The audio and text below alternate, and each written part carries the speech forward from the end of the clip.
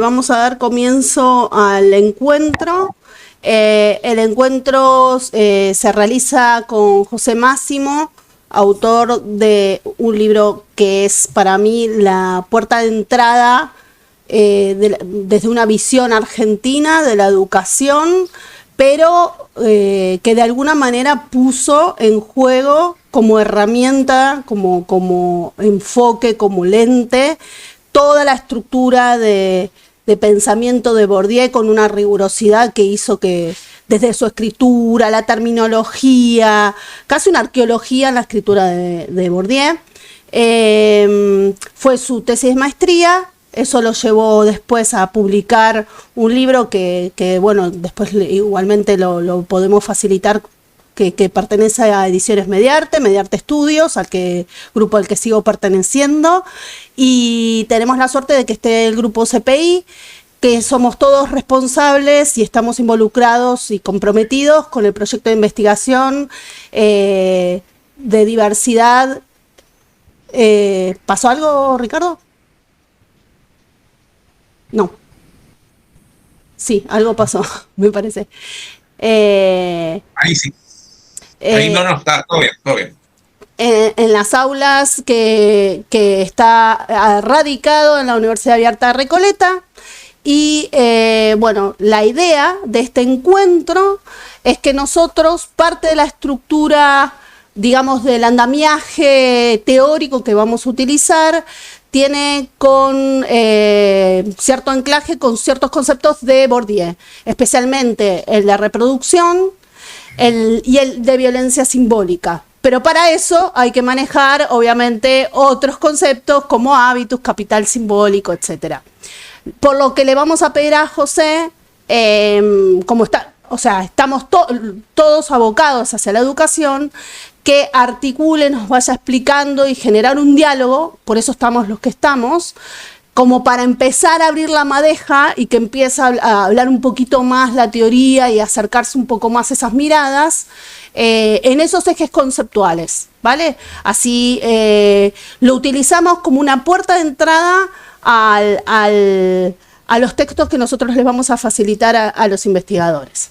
Así que, José, es todo tuyo. Vamos a dejar abiertos los micrófonos para poder establecer diálogo. Bien, bueno, tenemos entonces las nociones de reproducción por un lado y de violencia simbólica por el otro. Una de ellas, la noción de reproducción, se ha instituido fuertemente en el ámbito universitario, en el ámbito de las altas casas de estudio. De hecho, a Bourdieu se lo ha clasificado y aún se lo sigue clasificando como un reproductivista por bibliografías actuales, ¿no? Entre ellas Varela, por ejemplo, para citar un ejemplo. Y a mí me gustaría entonces, en primer lugar, tratar de desprendernos un poco de esta noción meramente reproductivista. Desde luego es cierto que ello ocurre, que Bourdieu la denuncia, la reproducción, no solo a nivel escolar o estrictamente escolar, sino a nivel social, ¿no? Multiinstitucional, en los ámbitos culturales, familiares, religiosos, educativos formales e informales, ¿no? Pero me parece que es importante poder desmarcarnos en primer lugar de la reificación, es decir, de la cosificación de la noción de reproducción, que deja un protagonismo nulo al sujeto, al individuo, a la gente, ¿no? Como nos propone Deleuze, o como nos propone también en el ámbito de la sociología Giddens mismo, retomando la teoría de Bourdieu. Deja a la gente prácticamente en serio. Y Bourdieu claramente rescata a la gente, porque lo que propone es una dialéctica permanente entre las instituciones, las estructuras, la cultura, las relaciones de poder, de fuerza, y el propio hacer, la propia praxis de la gente. Entonces, primer punto importante a tener presente: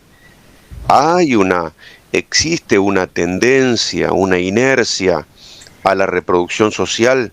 Sí, la apunta claramente él, dentro además, él mismo, de un contexto mucho mayor de contemporáneos a él, ¿no? Bowles y Gingis en Estados Unidos, Gintis, Baudelot y Stablet en Francia, y podríamos seguir mencionando Basil Bernstein en Inglaterra, y podríamos seguir enumerando. Él está dentro de un contexto, 60s, 70s.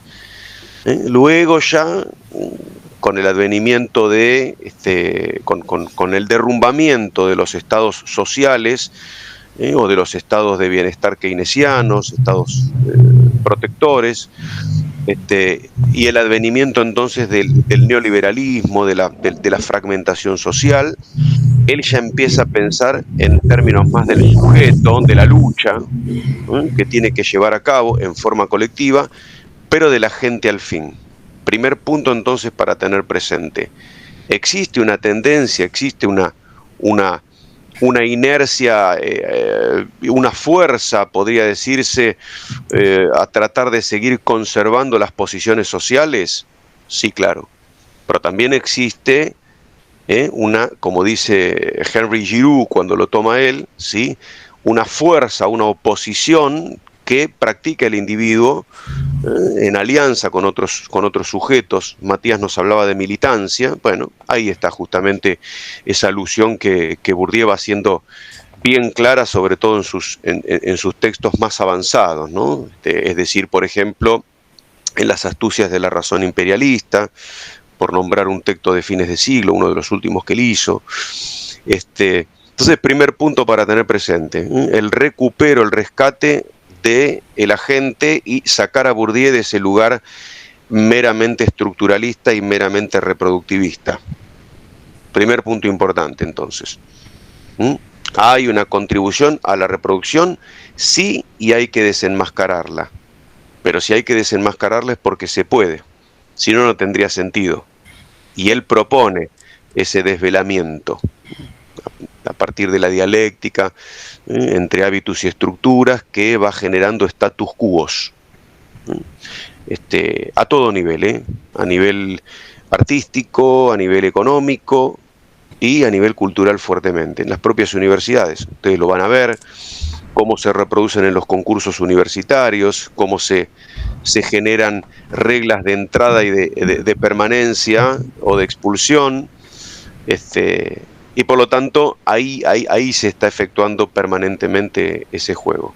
Así que primer punto, tratar de desmistificar ese concepto monolítico de reproducción. Hasta tengo aquí, una pregunta. Sí. Porque me interesa bastante cómo salir de esa dialéctica. Porque genera un sistema cerrado, continuo, y cuando vos dijiste el desvelamiento, el desmantelamiento, incluso lo de Giroux, creo que Giroux mismo lo llamaba resistencia, eso que vos habías comentado, ¿cómo logramos hacer, porque en términos, ya que estamos buscando términos y abriendo un poquito, en términos de Deleuze, estamos hablando de que son líneas estáticas, la mayoría, por las instituciones, y hay unas líneas flexibles y hay otras de fuga, ¿no? En las líneas de fuga ubicaría estas resistencias donde puede haber estos desmantelamientos y develamientos. Ahora, ¿cómo desde él se puede llegar a abrir esos circuitos cerrados tan dialécticos entre persona e institución, hábitos, estructuras? Como lo estamos haciendo nosotros ahora. Nosotros en este momento lo que hacemos estamos ensayando espontáneamente una suerte de socioanálisis, como dice él. Un socioanálisis que tiene que ser colectivo, no solo individual, porque nosotros ya somos en algún punto el resultado de la incorporación desde nuestra primera infancia de modos muy cómodos de existencia. Lenguajes, verbal y no verbal, formas éticas de relacionarnos con nuestros pares y estéticas también. Entonces el socioanálisis, el proceso del socioanálisis, esto que estamos haciendo nosotros en este momento, este desafío, esta interpelación que vos acabás de practicar, María, recién, y que a mí me pone en una suerte de jaque, me provoca, me saca de una zona de confort, me saca de ese lugar de simple observante epistemológico de Bourdieu, y me lleva a ver de qué modo concreto, en la práctica y no solo en el ámbito teórico, se puede cristalizar esta suerte de subversión. Bueno. Yo quisiera agregar algo a lo que estabas desarrollando vos, y coincido que hay que hacer un esfuerzo teórico para desmarcar a Bourdieu del reproductivismo, ¿no? Que es la clave está en el concepto de campo, porque el que da cuenta de las luchas de los agentes por la redistribución de los capitales y de los recursos y la movilización de los recursos y el escenario de construcción permanente de lo social, es el concepto de campo, ¿no? Donde ahí se ponen en juego, como él dice, el hábitus como estructura estructurada y estructurante, ¿no? Entonces, y a su vez el concepto de campo permite historizar la génesis de esas instituciones. Y donde vos historizás, que es lo que hablábamos la otra vez, donde vos historizás la génesis de una institución o de un proceso social, estás creando las bases para cuestionarla y para transformarla. Porque justamente vos al historizarlo, al poner de relieve que es determinada forma de vida social, determinado tipo de lógica social, es el resultado de un proceso de luchas. Bueno, entonces se puede seguir luchando para transformar eso, para crear otra cosa. Por supuesto que, como decía Marx, bajo las condiciones heredadas, ¿no? O sea, los hombres hacemos la historia, pero bajo condiciones que nos vienen dadas por las generaciones anteriores, ¿no? Eso es lo que decía Marx. Y creo que un poco es lo que rescata Bourdieu también. Entonces, el concepto de campo me parece clave para salir, digo, y la dialéctica no hay que pensarla como algo cerrado, sino como algo inacabado, como un proceso permanente de conservación y transformación de lo social. Por eso está bueno también lo que traías de Giddens, porque lo pone en el plano de la vida cotidiana, los procesos de reproducción y de cambio social. No es una estructura que está como flotando, ¿no?, en las nubes, sino que es algo que está encarnado en el cotidiano de los sujetos. Pero el concepto de campo de Bourdieu a mí me parece clave, ¿no? Porque permite esto, historizar los modos de vida en los que vivimos irreflexivamente. Bueno, sí, totalmente, concuerdo con vos. De hecho, el concepto de campo de Bourdieu en gran medida viene a romper con Marx. Porque mientras Marx proponía un capital y una dominación meramente económica, si bien de soslayo pudo haber trabajado la ideología, pudo haber trabajado los aspectos culturales de la familia burguesa, pero lo hizo de soslayo, es decir, para Marx lo que definía, ¿no es cierto?, las superestructuras era precisamente la infraestructura, la tierra, la materialidad, materialismo histórico. Y Bourdieu, en cambio, tomando a Max Weber y a su noción de legitimidad como una forma de ejercicio de poder distinta de la mera materialidad y de la fuerza, de golpe propone un nuevo campo y por lo tanto un nuevo capital, es decir, un nuevo espacio de lucha. Una cosita, esa es una interpretación de Marx, hay otras. Pero bueno, no vamos a entrar ahora a discutir de eso, pero hay otras. Esa es la interpretación que se terminó cristalizando en el pensamiento soviético, pero hay otras interpretaciones de Marx. No, desde luego, Matías, pero lo que yo estoy brindando es la interpretación de Bourdieu. Está bien. ¿No? Es decir, hablando desde Bourdieu. Por eso dijiste, en vez de burguesa, burdesa. Me encantó cómo te lo llevaste directamente. ¿Burdesa dije? Sí, burdesa. Me parece que sería interesante, y ahí asumo un error previo, que mínimamente contextualices a Bourdieu esto que vos decías, sí, es contemporáneo, desde qué herencia, a qué tradición está respondiendo. Si responde a esa tradición sería también, ¿no? O si genera algún tipo de intervención a eso, reeditándolo hacia otro lado. Eso primero. Ya un poco con tu presentación estamos hablando de no campos definidos, sino de abrevar de diferentes disciplinas, un poco para poder pensar. Entonces, un poquito hacer como un contexto de Bourdieu, por favor. Bien, ¿qué tipo de vos querés que me refiera a las fuentes de las cuales él se nutre en el momento en que se va formando? De donde viene, vos localizaste parte, por ejemplo, dijiste década del 70, década del 80, pero tiene un trabajo previo. Entonces, un poco, no entrar en mucha biografía, pero imagínate un abordaje primero de los que comienzan a tratar con Bourdieu. Bueno, ubicarlo temporalmente, ideológicamente, esto de que, por ejemplo, una de las preguntas, así como a Foucault se le pregunta, o sea, se piensa, ¿es marxista, no es marxista? O sea, ¿dónde lo ubicaríamos en las tradiciones clásicas, no?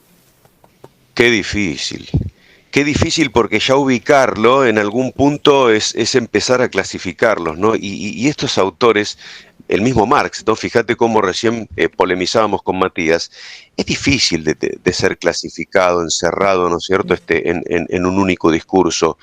Entonces es difícil, él mismo se desmarcó permanentemente y sus seguidores también, Wagwan, Luis Wagwan, como su máximo, podríamos decir, exégeta, al menos oficialmente hablando, o Alicia Gutiérrez acá en Argentina, o Teresa Martínez.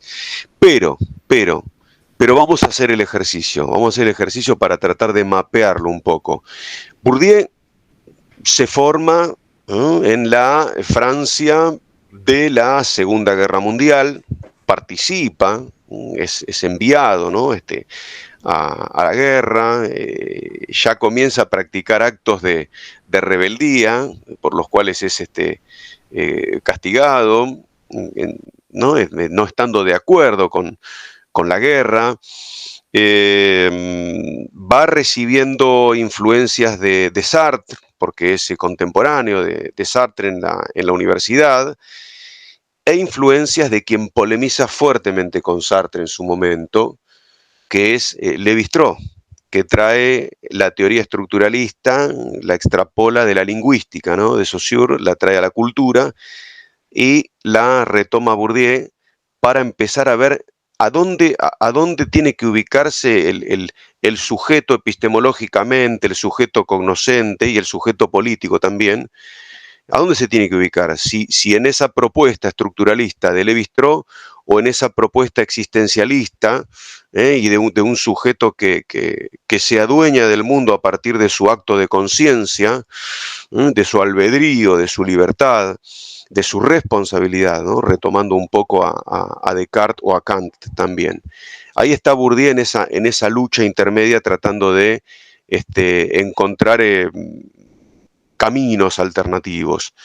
Él va a ensayar una síntesis entre lo que él va a llamar un objetivismo, que lo adjudica a Lévi-Strauss, es decir, a quienes nos proponen la tesis de que la sociedad estaría gobernada por estructuras, lenguajes, verbales y no verbales, instituciones, como el derecho, por ejemplo, como la religión, que estarían fuera de los sujetos y que gobernarían de una forma cuasi mecánica a los individuos, ¿no?, porque se incorporarían dentro de su inconsciente y entonces los sujetos en la práctica no harían más que prácticamente reproducir esto que ya está instituido. Aparece también Althusser ahí, ¿no es cierto?, con el marxismo y su concepto estructural de ideología y de instituciones como aparatos reproductores del Estado. Pero a su vez, él encuentra que la propuesta de Sartre es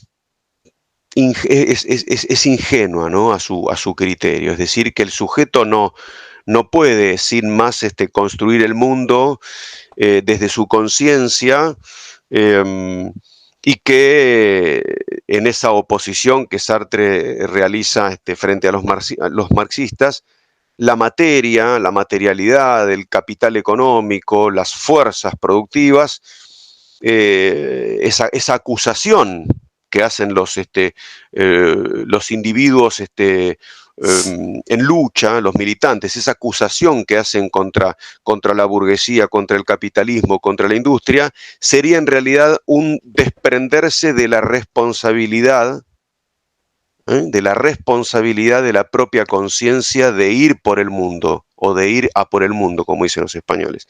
Ahí es donde Bourdieu dice, momento, no es tan fácil. El individuo no puede desmarcarse tan fácilmente de todas estas constricciones, como decía Matías, precisamente porque hay condiciones históricas que están operando. No. El sujeto no se produce a sí mismo ex nihilo, como una suerte de sui generis. Ahí es donde él entonces va a proponer esta suerte de dialéctica permanente entre un objetivismo, concretamente un estructuralismo, que para él metodológicamente es importante, para empezar a, como decía Matías, conocer en primer lugar que todo producto social es el resultado de una lucha, de una relación de fuerzas. Podemos llamarle entre clases, esto lo recupera de Marx.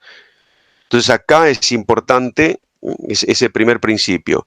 Y el segundo principio, que lo había adelantado Matías, el de que esas relaciones de fuerza, una vez que nosotros comprendemos que entonces todo lo que conocemos, las instituciones, lo que parece dado, no tiene una naturaleza transhistórica universal, sino que ha sido configurado a partir de luchas y que por lo tanto es histórico. Si es histórico es contingente, y si es contingente es arbitrario. No es universal, no es natural, no es necesario, no es biológico.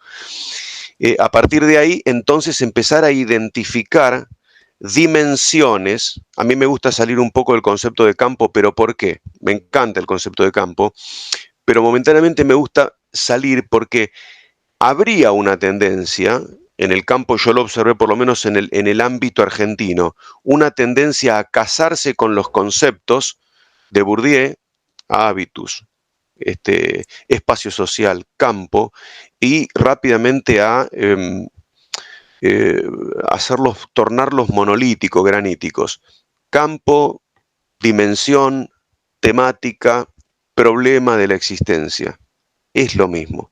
Es decir, las luchas se libran, pero no se libran en un espacio amorfo, sino que se intentan imponer lógicas que puedan legitimar esa fuerza que se está desplegando en la lucha. Entonces, un momentito, yo merezco estar en esta posición. ¿Por qué? Porque hablo bien. Estás en la temática lingüística. Estás en el campo lingüístico.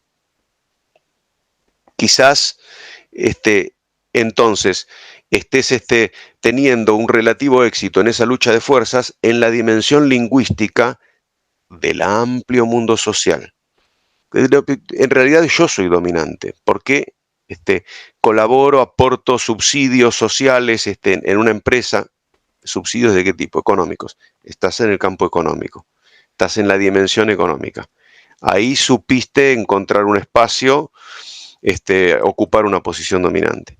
No, momento, perdón. En realidad me parece que nosotros merecemos otro tipo de reconocimiento porque somos los que producimos conocimiento.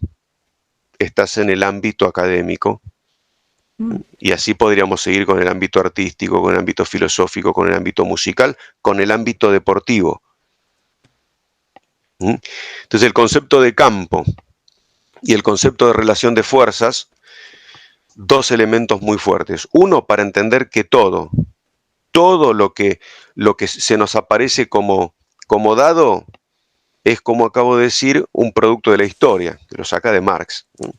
Esta historicidad, esta naturaleza histórica de las cosas. Y por otro, el concepto de campo, para entonces poder delimitar de dónde viene la propuesta de un reconocimiento mayor o una legitimidad mayor que se me impone. ¿De dónde viene? Para ver de qué manera puedo investigarla, situarla, como dijo en otro momento Matías, situarla, dónde está situada en tiempo y espacio, cuál es su génesis, en qué circunstancia y cómo evolucionó. No sé si me expliqué hasta acá. Esto entonces, todo esto que acabo de decir es en algún modo esa metodología objetivista que Bourdieu en diversos textos, respuestas por una antropología reflexiva, aportes para una sociología reflexiva, razones prácticas, los textos en general que vienen después de los 80, en donde a él precisamente se le obliga a tratar de explicar más y describir menos, cómo se puede precisamente salir de ese embrollo en el que él mismo de algún modo nos va metiendo cuando se dedica más que nada a describir, ¿no? Entonces él dice, el estructuralismo hay que usarlo, no es algo inútil, hay que usarlo metodológicamente para poder entender que hay estructuras que allí están, pero que hay que ver de dónde vienen, de qué momentos, de qué espacios. Importante este punto. El punto de la práctica de la agencia, es decir, el subjetivista, que viene del lado de Sartre, tiene que ver precisamente con este desmarque que él propone, porque él observaba en sus estudios de campo, y vuelvo entonces al contexto genético de Bourdieu, de los 60, sobre todo cuando hace sus trabajos etnológicos en la Cabilia, al norte de África, o también en el Béarn francés, allí donde él mismo conocía por su nacimiento, ¿no? por su vida rural, conocía perfectamente las lógicas, ¿no? de práctica y de relación con la existencia. Ese subjetivismo entonces que él va a proponer viene justamente a raíz de que él, cuando va aplicando ese estructuralismo inicial que él hereda, del cual él está influido a partir de sus lecturas de Lévi-Strauss, no encaja perfectamente en la práctica. Se da cuenta que no encuentra esa correspondencia exacta entre estructuras y prácticas, sino que lo que está viendo es de fases, ¿no? Sujetos que viajan a la ciudad, sujetos que asumen roles y posiciones distintas, lo ve en él mismo, que nace en el campo, con padres que no tienen estudios secundarios, y de golpe se encuentra inserto en instituciones académicas y en casas de altos estudios en París. Entonces él dice, momento, ¿cómo es que las estructuras operan una práctica de sujetos pasivos? Acá hay una rebeldía de mi parte, y veo en colegas rebeldías, resistencias. Acá hay algo más.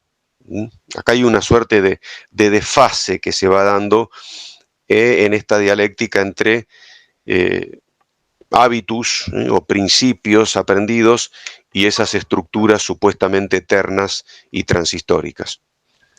Esa es la propuesta de él entonces, situarse en ese lugar intermedio, tomar estructuralismo, es decir, tomar el objetivismo para entender el escenario en el que uno está, pero teniendo presente que uno es parte de una lucha que sufre cambios permanentemente. No sé si pude explicar.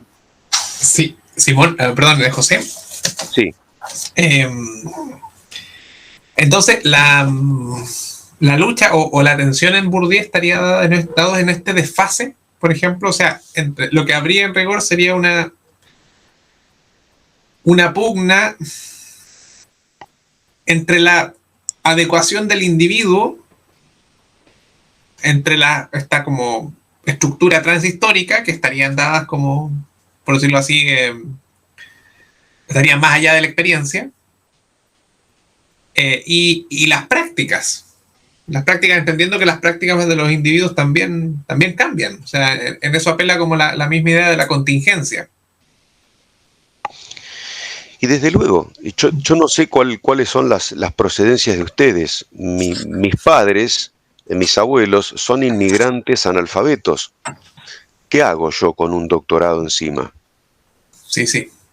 ¿Cómo es que se da entonces esta suerte de correlación mecanicista entre las estructuras objetivas, las instituciones y la propia práctica?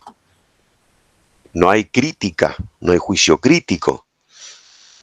Entonces ahí es donde él trata de encontrar un lugar intermedio entre un Max Weber, a quien todavía evoqué poco, un Max Weber que viene a rescatar la acción del sujeto frente a la propuesta durkheimiana, para nombrar a alguien de su contemporaneidad, y si se quiere, pero sobre todo sí, frente a la propuesta durkheimiana de esta suerte de engranajes que tienen funciones específicas y armónicas además, es decir, que no conllevarían este conflicto, en donde el conflicto sería una patología, como en el caso de la anomia o anomía, ¿no?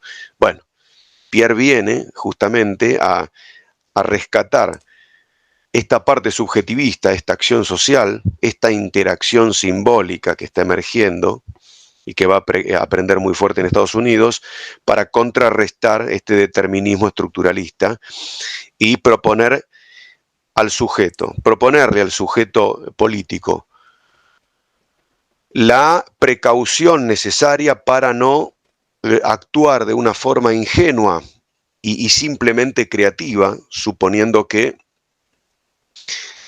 su acción está liberada del contexto, del escenario histórico, de las tradiciones históricas, pero al mismo tiempo para dejar en claro que en su propia práctica y en ese juicio crítico frente a las estructuras, una vez que entiende que este sistema social es un conjunto de fuerzas que luchan permanentemente, entender que él puede hacer historia, que él está haciendo historia y que estas estructuras están en cambio. ¿Qué es lo que venimos viendo en las últimas décadas, ¿no? Es decir, está frente a nosotros esto. ¿Quién de nosotros suponía que podían existir este tipo de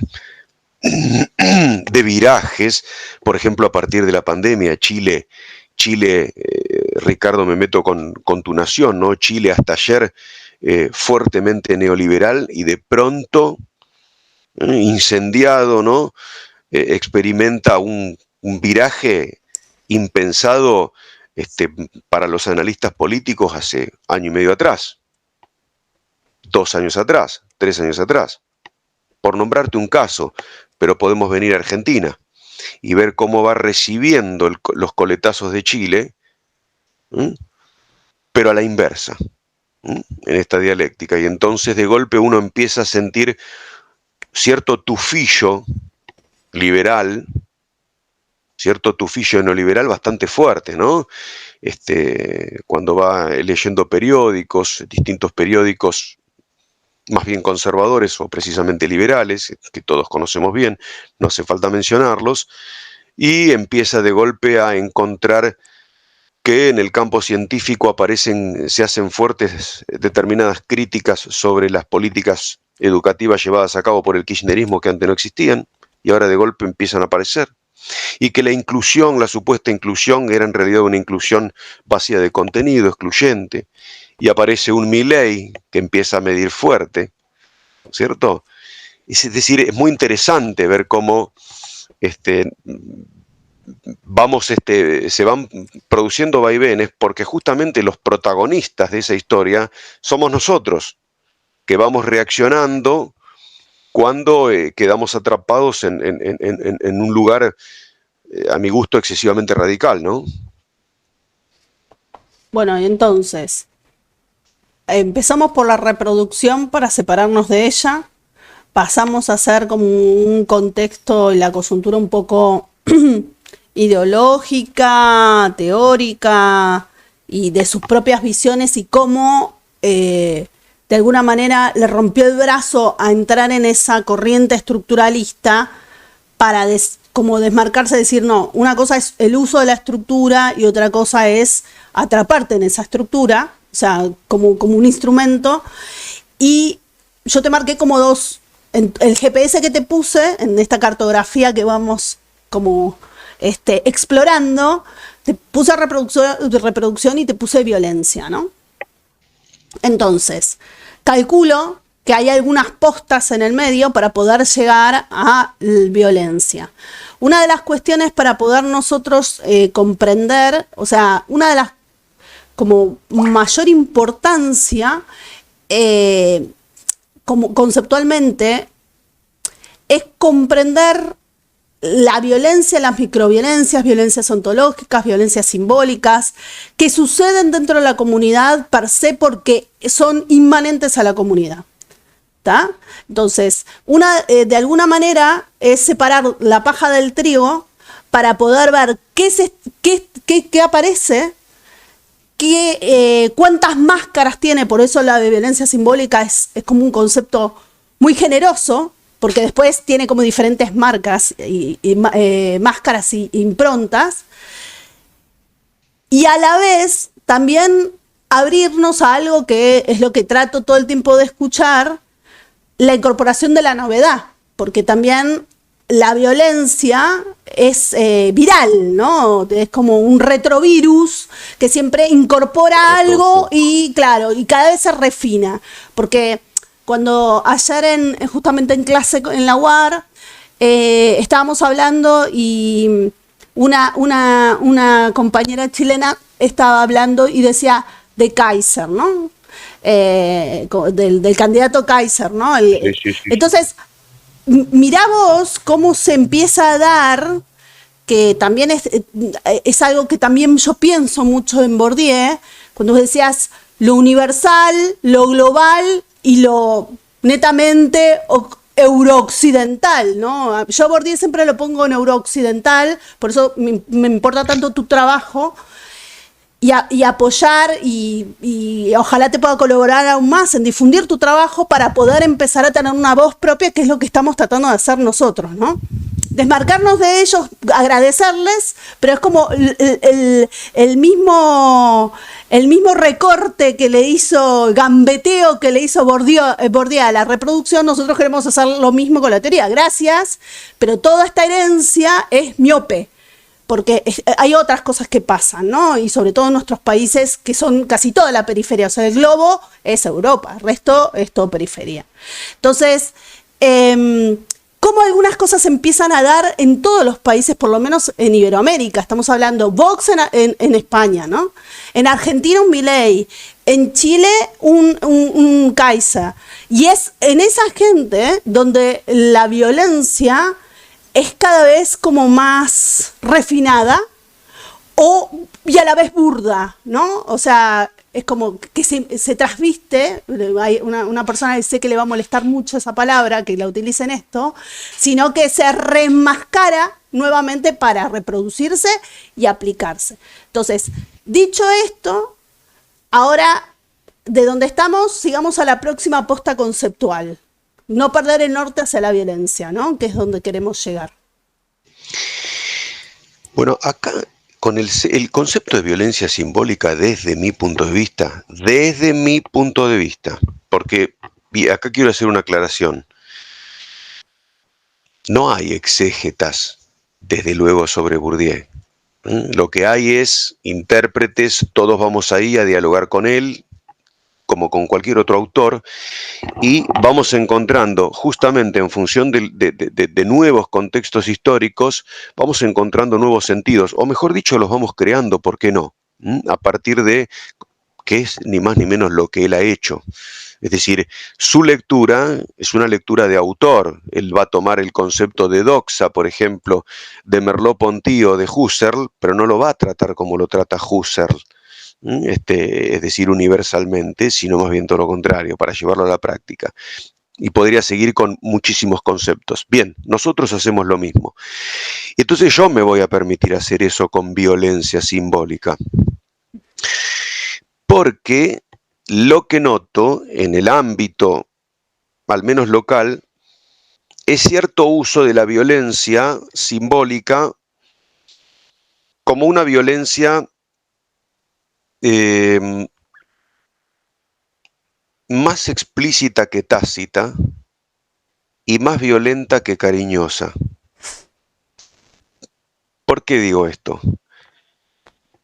Porque cuando él define violencia simbólica por primera vez, allá en la reproducción, todo poder de violencia simbólica es aquel que refuerza el poder arbitrario sobre el cual se sustenta en el primer capítulo, y a partir de allí siempre, él está proponiendo, de por sí su noción de violencia es una noción engañosa, porque él la está proponiendo más como una suerte de caricia que de violencia. La violencia más bien es la violencia que está encubriendo, no tanto la que ella inmanentemente está generando. De hecho, lo que genera es precisamente disfrute. Y a partir del disfrute, de la familiaridad que percibimos en esa relación, va enmascarando, como vos dijiste, va disimulando y por lo tanto legitimando la violencia preexistente, la violencia más física, más material. Entonces la violencia simbólica puede ser hasta un elogio. Es decir, yo puedo estar ahora hablando con ustedes y puedo, no sé, decirte a vos, María, extraordinaria manera o extraordinaria pregunta la que acabas de hacer. Realmente es excelente, te felicito, creo que vas por un buen camino. Y lo que estoy haciendo es inducirte a que sigas manejándote de la misma manera y lo peor de ello, a que te sigas relacionando conmigo de este modo. Vos como preguntadora del detentador del conocimiento. A través de esta caricia que yo te estoy haciendo, de este elogio, yo lo que estoy haciendo es consolidar una desigual relación de poder entre vos y yo. Ese es el sentido de violencia simbólica que Bourdieu trabaja. Cuando habla, por ejemplo, si pensamos, vamos a un asunto práctico, hoy, por ejemplo, la violencia de género. La violencia de género estudiada desde mi punto de vista, reitero, en términos de Bourdieu, no va a ser la violencia que puede percibir conscientemente la mujer y que por lo tanto ella puede denunciar, porque la percibe, y entonces la denuncia. Él me dijo que no sirvo para nada, él me dijo que soy poco inteligente, él me mira mal, me mira con desagrado. En la mesa, cuando estamos comiendo, y yo quiero acotar algo, él pestañea mostrando, haciendo visible su malestar, ¿no? O su intolerancia por haberlo interrumpido. Esa es una violencia, desde luego simbólica también, pero es más explícita. La que él está proponiendo es la que se percibe no como violencia, sino como amicalidad. Por ejemplo,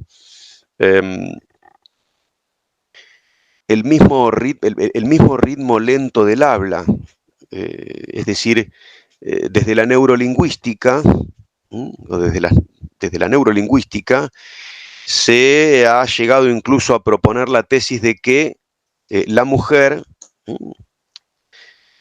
biológica, ¿no?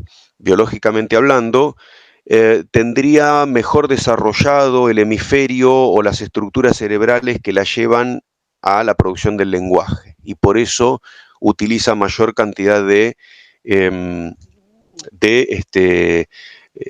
sintagmas, de lexemas, etc. Pero también podríamos decir desde el campo, ese es el campo de la neurolingüística, desde el campo de las relaciones de fuerza o de poder, estamos también estableciendo un diálogo con Foucault, podríamos decir que el mayor tiempo que se toma el individuo masculino, de género masculino, para hablar, con menor cantidad de palabras y con tiempos en el medio, lo da la prerrogativa previa con la que él cuenta para poder hablar, para hacer uso durante más tiempo de su lenguaje y para que se respeten hasta sus silencios. No terminé de hablar. Espera que termine. Déjame terminar. Y el apuro que se puede ver en el género femenino, biológicamente hablando, para tratar de redondear una idea, podría estar también dado por la constricción que siente de un tiempo mucho más corto para poder hacerse visible. Ahí hay violencia simbólica y no se nota.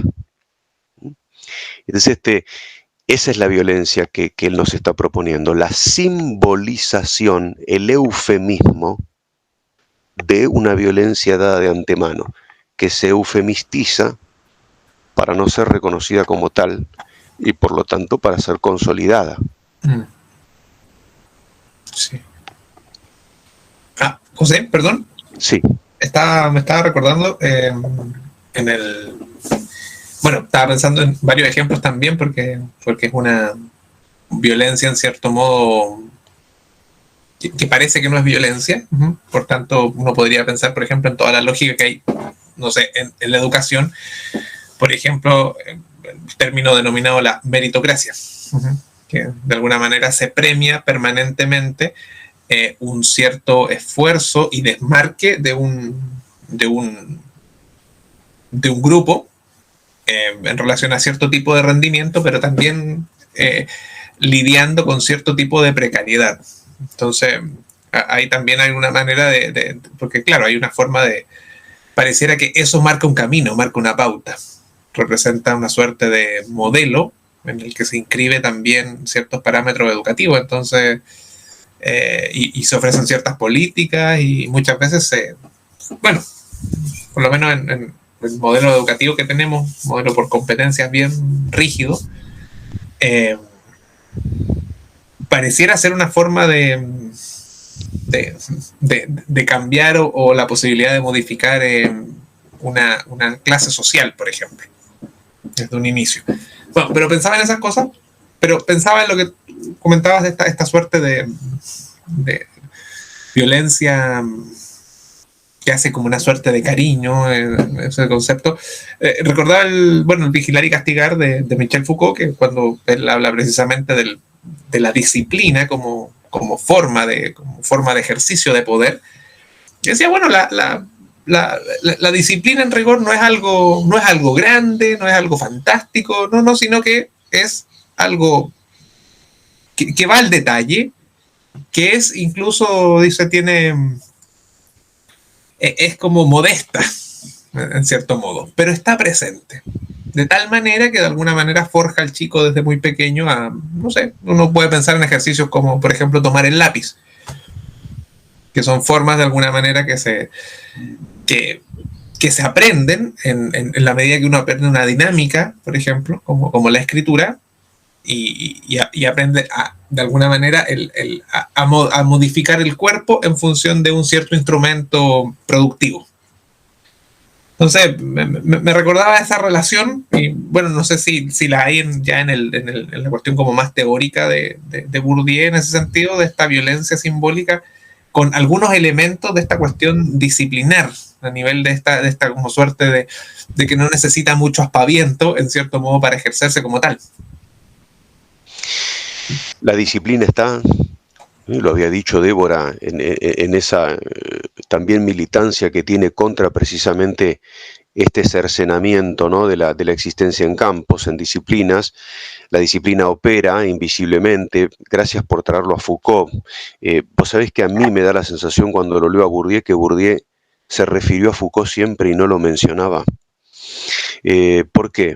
Porque una proposición fundamental de él, fundamental, que atraviesa toda su obra, es la de la relación de fuerza, le llama Bourdieu, relación de fuerza entre agentes y entre clases. No le llama relación de poder para tratar de tener que eludir el copyright, en cierto modo, pero fuerza y poder lo vamos a equivaler. Bourdieu también le habla después de relación de poder. De hecho, en un texto que es el texto de él, si no recuerdo mal, es Poder, Derecho y Clases Sociales. En ese texto él se refiere al capital como un poder y también como una relación de poder. Pero digo, volviendo a la disciplina para no irnos en disquisiciones, sí, definitivamente. Es decir, vos vas al campo escolar yo lo he visto, y la violencia simbólica también se ejerce a nivel disciplinar, por ejemplo, entre los profesores de historia, que tienen 4 horas de carga horaria o 5 horas de carga horaria, y los profesores de arte, campo original del que yo vengo, que tienen 2 horas de carga horaria, o entre los profesores y las profesoras, en donde vos vas viendo, en el primer caso, ¿no? En el caso disciplinar, vos vas viendo sus participaciones en las jornadas EMI, en las discusiones, cómo ellos se habilitan a sí mismos a la palabra. Algo muy curioso, cómo los profesores, por ejemplo, de historia, lo he notado en varios casos, sin haber hecho una estadística al respecto, sino simplemente un estudio de caso, ¿no? Cómo ellos mismos, de ahí yo extraía un poco esta habilitación a el tiempo mucho más pausado para hablar.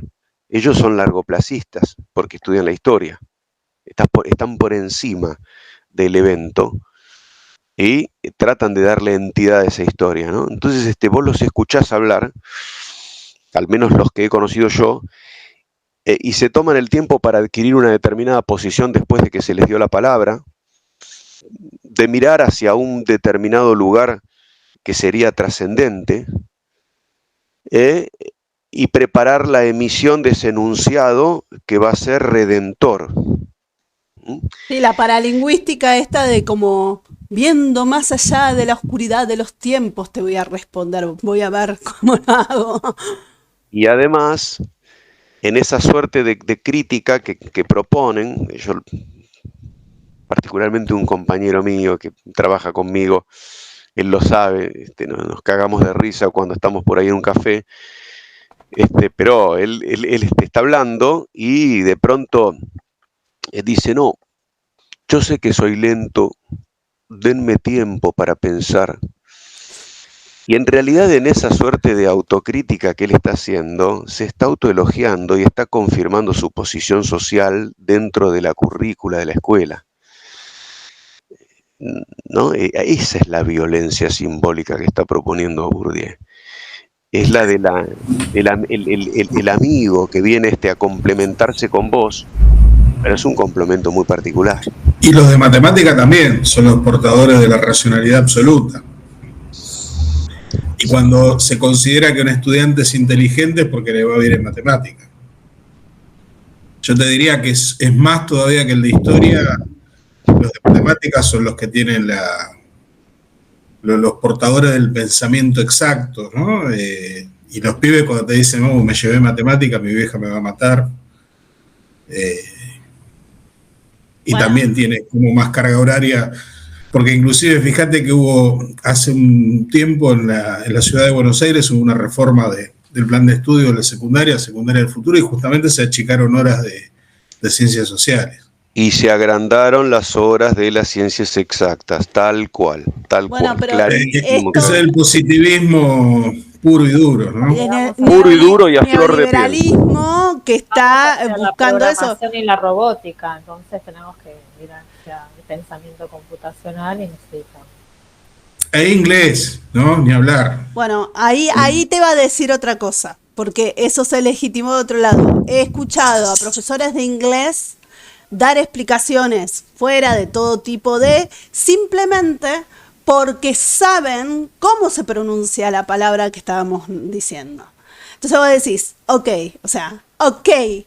pero no tenés ni idea de lo que estás diciendo. Pero eso es un poco la tensión entre ciencias exactas y ciencias sociales, en donde en esa puja están desapareciendo filosofía, como desapareció acá. Acá ya no hay literatura universal en España, ya no hay filosofía, o sea, temazo. Se tiene que ir Ricardo. Sigue escribiendo laboriosamente y respetuosamente. Tranquilo, seguimos con la grabación. Muchas gracias. Un gusto, Ricardo, gracias por ayudarnos. Saludos a todos. Y vos fíjate que la incorporación de teatro, por ejemplo, fue reciente en las escuelas. Antes no había. había música y plástica no sé, como una concesión graciosa, ¿no? Pero teatro, de hecho, en muchas escuelas no hay, en algunas sí, en otras no. Estaba hablando de la ciudad de Buenos Aires, que es lo que conozco, ¿no? Yo te quería preguntar, perdón, ay, Mati, te interrumpí. No, eso, digo, como aporte al análisis muy bueno que hizo José de la violencia simbólica, ¿no? En esto de distribuir el poder, de cuántas horas de laburo tiene cada uno y cómo circula en las representaciones sociales también, dentro de la escuela y fuera de la escuela, el valor de cada materia o de cada disciplina, ¿no? Permitime, Matías, permitime, María, encontrar un ejemplo a lo que Matías acababas de mencionarnos, ¿no? En relación a esta tensión disciplinar, y que Débora también la está encontrando con la programación y robótica, pero qué bueno que vos la traías un poco de este principio ilustrado kantiano, ¿no? Que recoge el guante con matemática, o con física y en menor medida con química, en definitiva con las exactas, ¿no?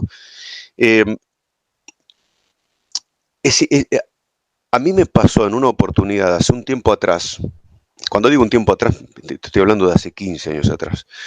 Yo en ese momento estaba como director de una escuela secundaria en la zona de Lanús, en una zona, Lanús Este, en Villa Diamante.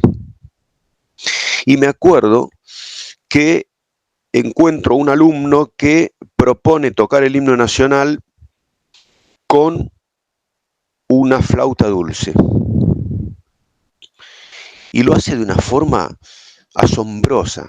A mí me recordaba a una flauta, a una quena, una flauta norteña, ¿no? Tenía un manejo, era un talento asombroso. Además no generó una simple repetición del himno, sino que lo fue variando. Y yo estaba asombrado, ¿no? Entonces en ese momento me acuerdo un comentario, y justamente vino de la vicedirectora, era una mujer grande en ese momento, ya está jubilada, y era profesora del Nacional Buenos Aires. Y ella en ese momento dice, bueno, menos mal que sirve para la música, porque en matemática, en lengua y en historia es un desastre. Entonces a mí me llamó la atención, porque ahí me di cuenta que ella estaba partiendo del siguiente principio. Y discúlpenme si utilizo algún término algo soez, pero creo que puede ser más representativo. Él es bueno para la música y es un pelotudo para el resto de los saberes. ¿Cómo es posible sectorizar la mente y el pensamiento de este modo? Al estilo Howard Gardner. Es decir, vos tenés inteligencia artística, pero no tenés inteligencia matemática. Es decir, que Beethoven era un fenómeno musicalmente, pero era un salame si hubiese querido estudiar matemática, lengua o historia. Ahora, perdón, pero la música tiene que ver mucho con la matemática. Es re loco lo que estoy diciendo, pero la matemática con la música... No, es así, total. Es así, entonces no entiendo cómo sos genio para la música y no para la matemática cuando... Bueno, pero eso es la ignorancia y todo un sesgo, porque es toda una tradición, es toda una visión. Eso es lo importante, no importa quién, sino desde dónde, ¿no? De todos modos, Débora, fíjate que es cierto lo que vos decís y se desmarcan, ¿no? Las ciencias con mayor antigüedad institucional, en definitiva. La matemática, la física son de las primeras disciplinas que en la ruptura con el medievalismo cristiano logran instituirse como campos autónomos. El arte, en cambio, queda más tiempo adosado en el Renacimiento como propaganda de las monarquías y de la Iglesia, en el Barroco también, y llega casi a la Ilustración. Por lo tanto, le lleva más tiempo instituirse como tal. Ahora vos fíjate lo siguiente, Débora. No es casual que dentro del mundo artístico hayan triunfado los artistas, al menos en el siglo XIX, los artistas que más matematizaron su arte. Es decir, un Bach en el siglo XVII, XVIII era prácticamente un matemático. Es decir, que lo que hacía era combinar escalas de forma matemática, primera con quinta, quinta con séptima, séptima con novena. Beethoven, Mozart después, tenían que estudiar solfeo y tenían que estudiar relaciones que eran lógicas entre signos. En cambio, aquellos artistas que más bien tendían a despegarse de esta matematización, viste que Heidegger trabaja el tema de la matematización, a despegarse de esta matemática, de esta estructura tan lógica, tan cuadrangular, como podríamos pensar para empezar en los cantantes, que son quienes más desnudan, de algún modo más se desnudan y más rompen con la métrica, ¿no es cierto?, y con las cuestiones cuadrangulares, ¿no? Y calculadas, racionales, y que simplemente avanzan sobre el escenario, son quienes más bien en esa relación de poder respecto de los compositores, a composer, ¿no?, de los compositores y de los directores, estaban en un lugar inferior, ¿no? Interesante esto. Hoy lo podríamos ver con quienes improvisan métricas en freestyle y están ahí muy alejados de la matemática. Claro, periféricos, y en cambio aquel director de orquesta te arroja la matemática en clave musical, ¿no? Te quería preguntar, mencionaste arbitrariedad, que me parece que es importante, un poco para comprender también como la lógica interna para que haya la posibilidad de como una deriva hacia la arbitrariedad y la disimetría. Esas dos cosas. Y creo que estamos hablando, y como para ya también ir cerrando, y vamos a entrar al otro concepto que me parece, me podés corregir, es interesante y es importante a tener en cuenta, es el capital. Capital y capital simbólico, ¿no? Porque creo que todo lo que estamos hablando, hay veces que se dice el imaginario, ¿no?, más desde una vertiente más antropológica, la herencia, lo cultural, o sea, se puede ir como movilizando las representaciones, pero como para buscar ese enclave que está todo el tiempo como impregnando todo esto que estamos diciendo, y que no solo somos fruto de la historicidad, sino también de como un legado mayor, incluso antropológico, de continente, vamos a poner, o de espacios, ¿no?, de esta cartografía occidente, no occidente, ¿no?, Europa, no Europa, a ver si podemos ir por ese lado. Arbitrariedad, entonces, ¿empezamos? Vale. Bueno, la arbitrariedad en gran medida la estuvimos viendo y me la facilitó en cierto modo Matías cuando se refirió a esa arqueología de las dimensiones de la existencia, ¿no?, de las dimensiones del mundo social, es decir, esa suerte de genealogía que se practica, retroactiva, para entender las circunstancias o las coyunturas históricas en las cuales emerge un determinado discurso, una determinada posición, y poder entender así que es arbitrario todo aquello que no es universal y eterno, transhistórico, natural. ¿Esto por qué viene? Esto viene a título de lo siguiente. Hoy mismo en el sistema educativo, como en otros ámbitos, hay una permanente oposición entre la ideología del don, de lo innato, del genio, del dotado, como aquel que vino o recibió aleatoriamente por parte de la naturaleza o de Dios ese don, ¿no?, y por lo tanto justifica su posición. Esto pasa hoy, es decir, si vos vas en este momento a un documental en Netflix sobre Bach, por ejemplo, te vas a encontrar con que en la propia Alemania los expertos que toman a Bach defienden, los musicólogos, doctores en estudios de la música, defienden fervientemente su cualidad singular, es decir, de ser único en el universo. Sí, como autodidacta. Es único. Él heredó un don. Entonces habría una suerte de esencia, de sustancialismo, una sustancia humana que nos atraviesa, algunos más que otros, y no hay mucho por hacer.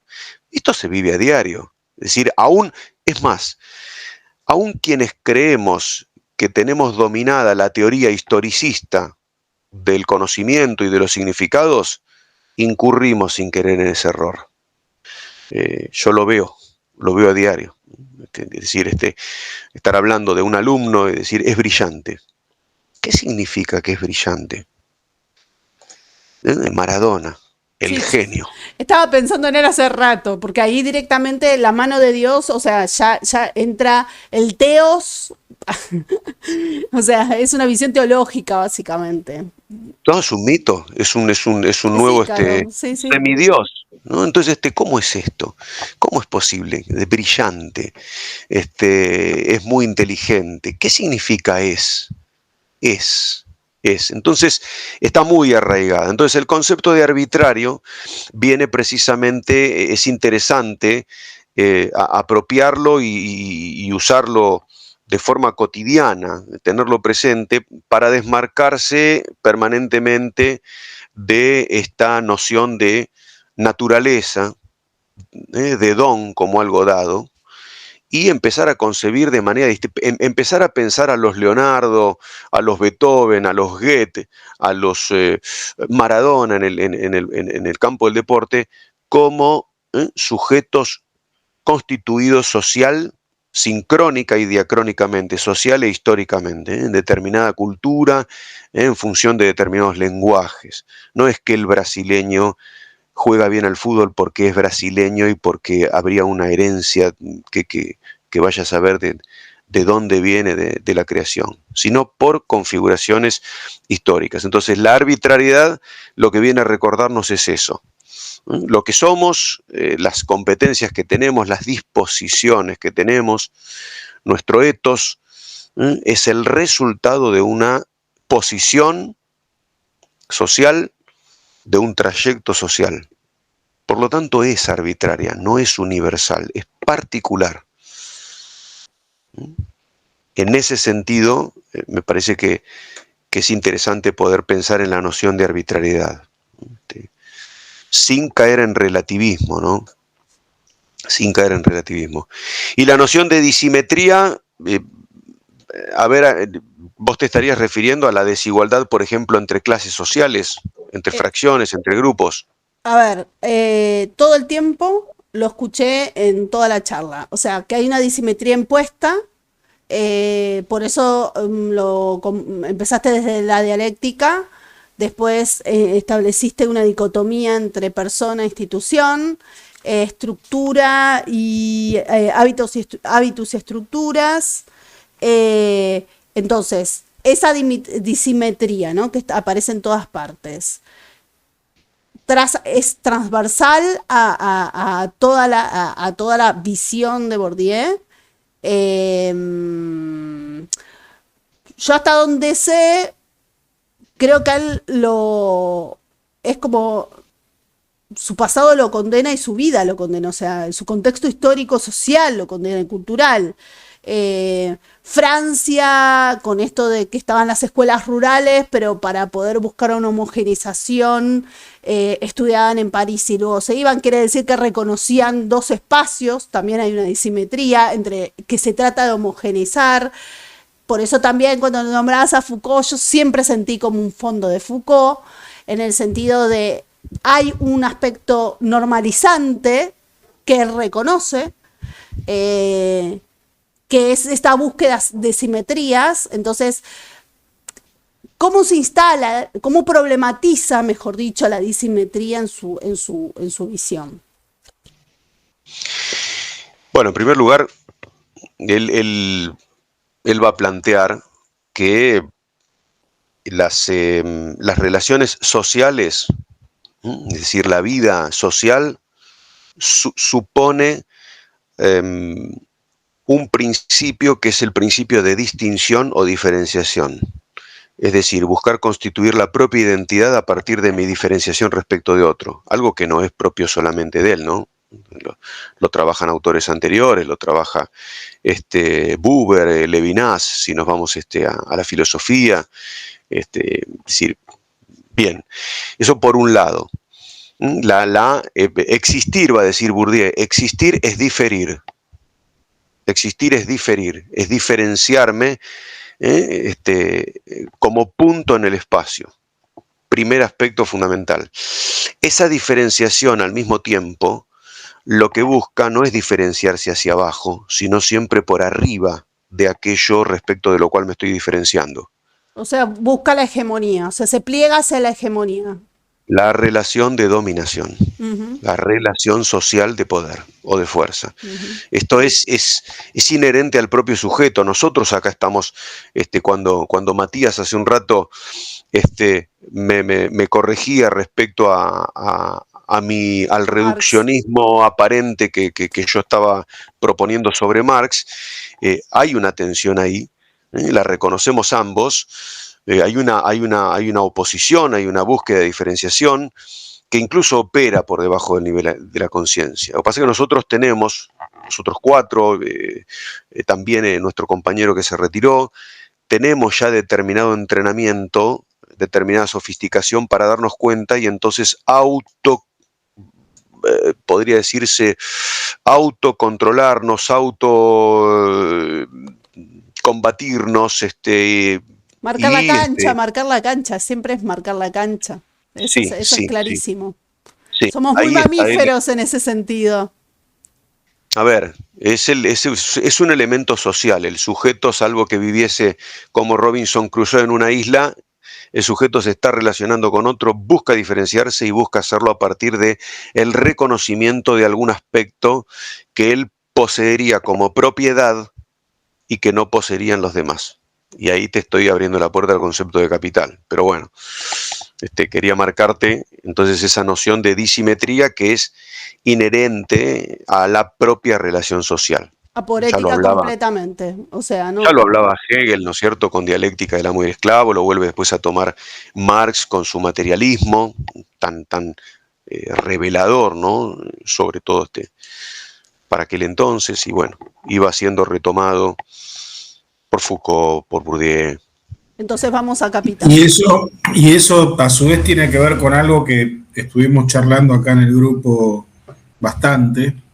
Hemos leído un texto también de Daniel Álvaro, que es un sociólogo también argentino, que habla recupera la dicotomía comunidad-sociedad críticamente, ¿no?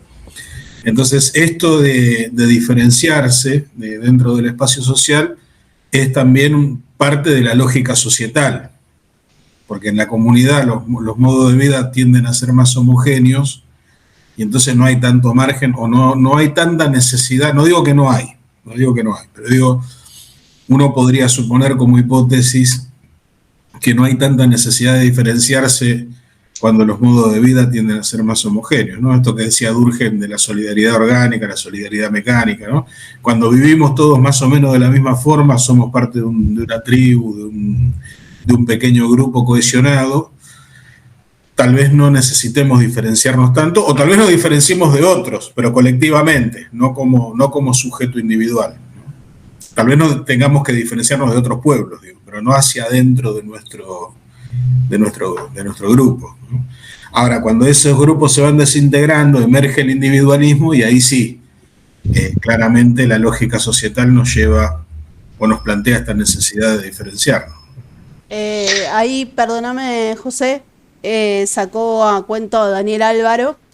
Me encanta porque él se lo lleva para su terreno, dice sociólogo. Y yo dije, yo me acuerdo haber leído, porque hasta chateé con él en un momento. Sabe que estamos trabajando el tema de comunidad, o sea, nos estamos metiendo cada vez más, por lo menos lo que nos toca a Ricardo y a mí, en la filosofía de la comunidad. Y bueno, fue muy generoso, pero lo no generoso es que solamente reconocerlo como sociólogo. Si bien es licenciado en sociología, mirá lo que acaba de pasar, me gustó. Es doctor en ciencias sociales, pero doctor en filosofía. Y cuando él me habló, me dice, es que yo ya estoy más en filosofía que sociología. Pero la apropiación de llevártelo al campo es decir, el muñeco No, epa. lo mío es más pedestre. Yo compré el libro y en la solapa del libro decía que era sociólogo. Es que la solapa del libro es como una lápida, nunca se sabe. Por eso tuvimos tanto cuidado en mediarte con lo que hicimos con José, obviamente. No, hay que esquivar esa clasificación. Ahí tenés una violencia simbólica también. Pero bueno, sí, tal cual como esto también es importante, lo que manifestabas vos, Matías, concepto de comunidad también, esa diferenciación entre comunidad y sociedad, que también trabaja mucho, por lo menos yo lo pude leer, Pablo de Marinis, el doctor de Marinis, que trabaja, ¿no es cierto?, Sí, la noción tiene un texto en el que se juega poco, pero es muy riguroso en el tema de comunidad, haciendo todo un trabajo de comunidad y sociedad y la tradición. Digo, se juega poco porque es esto, este es el problema de la academia, la necesidad de legitimarse y poder despegarnos tampoco es algo legitimado por la academia. O sea, la academia, cuando te empezás, tenemos una persona conocida, José y yo, que muchas veces dice, ¿y quién lo dice? ¿No? Me acuerdo de un congreso, ¿y quién lo dice? Lo digo yo. Y era en un congreso, ¿no? Siempre hay que, y tal, como cita Pascual, siempre tenemos que buscar esa legitimación. Y eso de alguna manera está constriñendo el mundo académico. Porque eso ya es un determinismo en el cual están los outsiders, están los periféricos y está el mainstream reconocido en donde vos tenés que además adecuarte a la categoría, a la taxonomía académica. Hoy por hoy es casi subversivo llevar ciertos autores, en el caso mío Maurice Blanchot, que se supone que es de crítica literaria, a llevar un estatus de... No, vamos a ver qué habla del pensar y de la existencia de este tipo. Y llevarlo a otro, que es lo que ha hecho también en el caso, digo, yo lo que voy a hacer, pero también lo ha hecho Ricardo. Ahí es donde también es una máquina de particionar, diríamos en criollo, no tan en criollo por lo que voy a decir, pero digo, en lengua cotidiana es donde se corta el bacalao. Porque ahí hay una matriz complicadísima de hegemonías, de particiones que luego se reproducen hasta el manual del colegio. El manual del colegio es la aberración más grande que hay, porque en el sentido que el manual del colegio, en esa síntesis hay muchísimas reducciones. O sea, el manual bien hecho, todo bien, pero sería como un comentario, una puerta de entrada, es lo que estamos tratando de hacer acá. Pero por una cuestión editorial y con el neoliberalismo y el capitalismo viniendo encima, son reducciones que tergiversan completamente, absolutamente todo, que ni siquiera muchos de los manuales ya presentan unas referencias bibliográficas. No aparecen casi citas textuales de los autores. Entonces es como la Biblia, tenés varias ediciones de la Biblia, ¿no? Y agarrate cuál tomás y qué literalista sos, y qué bagaje tenés, qué criterios te permiten acceder críticamente a la Biblia. Esto es lo mismo. Es una amalgama de un montón de cosas, en donde puede aparecer, como vimos nosotros acá, la gente de Santillana en un manual hablar de la Segunda Guerra Mundial y poner una foto de un tanque israelí de ahora. ¿No? O sea, una carga ideológica terrible. Y en el epígrafe no explicar, sino hablar de la Segunda Guerra Mundial. O no hablar del holocausto, de los genocidios múltiples que hubo. Porque, bueno, el nazismo fue como la gran catástrofe de la modernidad, ¿no? Entonces, hay un montón de cosas que es de a poquito, ¿no? Corro acá, desvío acá y... ¿Qué decía? Sí, se va produciendo un encadenamiento muy sutil, muy imperceptible, insensible, llamaba Bourdieu, de significados que van naturalizando y van instituyendo justamente, ¿no?, estructuras sociales. En relación a la disimetría, a mí me gustaría agregar algo más, María, que precisamente tenía que ver con lo que decía Matías, la desigualdad o disimetría que está proponiendo Bourdieu, la diferencia de fuerza, no es una diferencia tanto individual, que desde luego existe, porque el principio de diferenciación, vuelvo a repetir, es intrínseco al sujeto en la búsqueda de la Constitución, sino más esa desigualdad entre grupos que resulta justamente de las alianzas tácitas que se producen por cercanías en lo que él considera un espacio social. Entonces, voy a dar un ejemplo. Mi pobre hijo, que me ha tenido que sufrir, ahora ya está entrando a la universidad, me acuerdo cuando le trataba de comentar cómo se configuraban las clases o grupos sociales o como quieran llamarlos, porque es un concepto, de nuevo, no es un concepto estático, el de clase que propone Bourdieu, sino un concepto relativo, relacional, siempre probable, nunca fáctico, nunca concreto, salvo la clase movilizada, ¿no? Es decir, que tiene conciencia de sí misma porque se ha colegiado, ya sea en sindicatos, en organizaciones sociales, etcétera. Pero el resto de las clases y estas categorizaciones que ensayan institutos y distintos organismos de estudio son siempre clases teóricas, dice él, sobre el papel, probables, es decir, probables teóricamente, por relaciones de cercanía o de lejanía. En ese sentido, yo me acuerdo que le hablaba a mi hijo y le decía, el sujeto que está al lado mío en el subte y que me dice, señor, con todo respeto, señor, con todo respeto, está mucho más alejado de mí en el espacio social, no físico, sino en el espacio simbólico, que aquel sujeto que está quizás a 20 metros mío, pero que cuando se acerca me dice, discúlpeme, señor, ¿tendría hora? Utiliza un condicional, habla de un determinado modo y yo enseguida lo reconozco como alguien familiar, me resulta familiar su lenguaje y automáticamente lo identifico como de mi comunidad. Entiéndase clase, ¿no?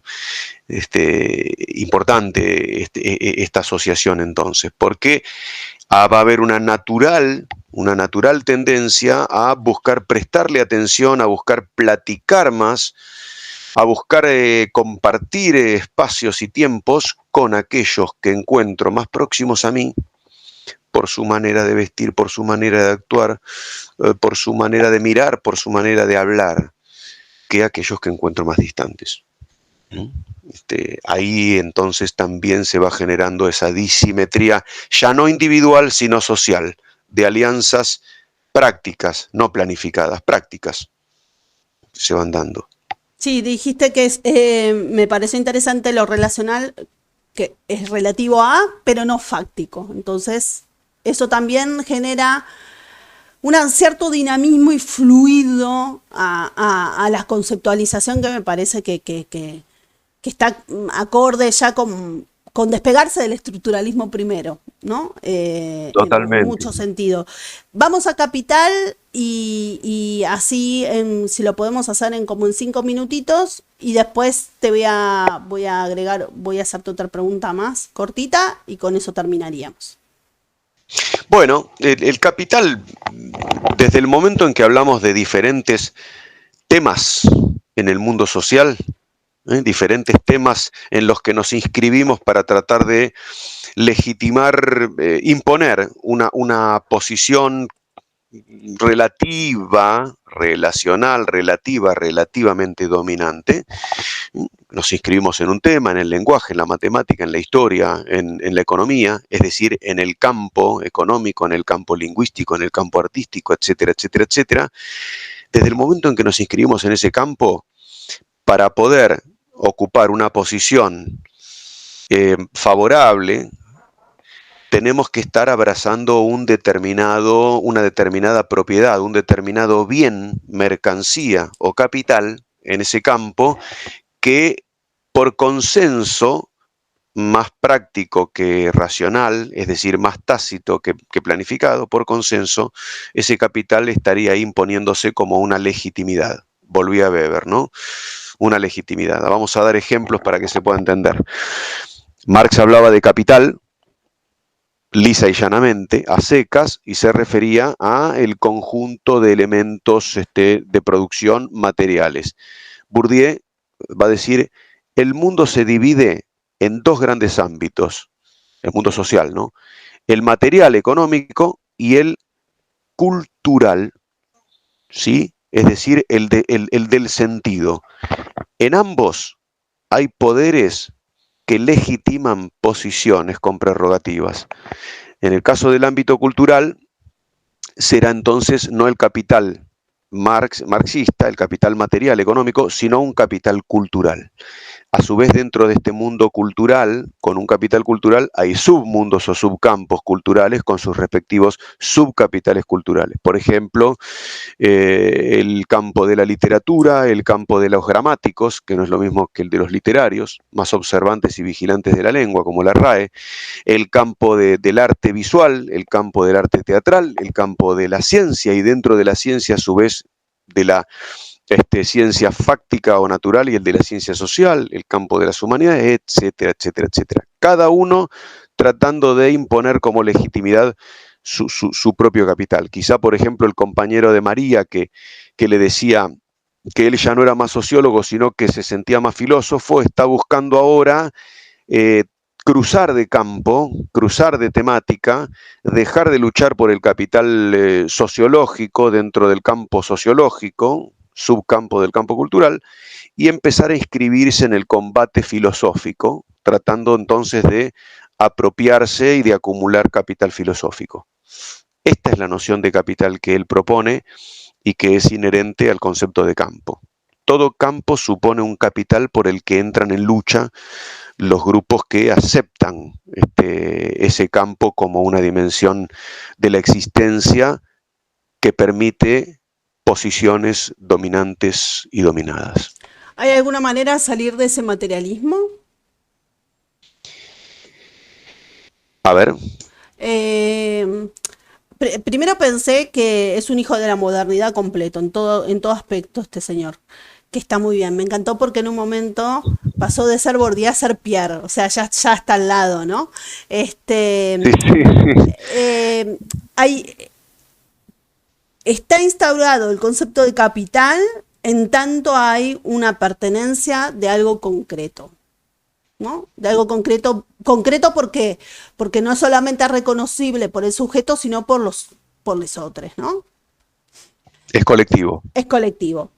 Por eso, cuando hablamos de Daniel Álvaro, yo dije muñeco, por decir, no es solamente este hombre más existencialista, sino una cosificación de alguien que te lo llevas para tu lado, ¿no? Fue un juego así, no por faltarle respeto, por supuesto, que ha sido muy generoso. Pero en este caso yo digo, ¿hay alguna manera? Porque estoy viendo la herencia moderna en muchos aspectos de Bourdieu, pero más allá de eso, que por eso creo que el gran legado, y lo dije en la presentación de tu libro cuando tuve la oportunidad de hablar, el gran legado es alquimizar todo esto, ¿no? De alguna manera, creativamente, ¿no? Para salirnos de esta cuestión tan particular. Pero hay como... por eso yo te decía capital, me gustó, tomé nota, 22, hace 5 minutos atrás capital, 3 minutos atrás capital cultural, y digo, ¿hay alguna manera de salirnos de este materialismo de algo que se porta y se tiene? Porque siento que es todo muy fundacional entre el don ese que contaste primero, o la falta de ese don, la carestía, ¿no? Como esa cuestión que está tan impresa, porque vos fíjate que cuando dábamos los ejemplos de la persona esta que dijo, no, este chico no puede tocar mucho la flauta, pero no, en matemáticas nulo, siempre se está viendo el vaso medio lleno. Si hay un don, entonces quiere decir que puede estar o no puede estar. Entonces está el don y la carestía en esa dinámica. Entonces, si nos salimos de la presencia a la ausencia del don, hay como una rotura de ese materialismo de lo que está, ¿no? De lo que está y puede ser registrado y observable, ¿no?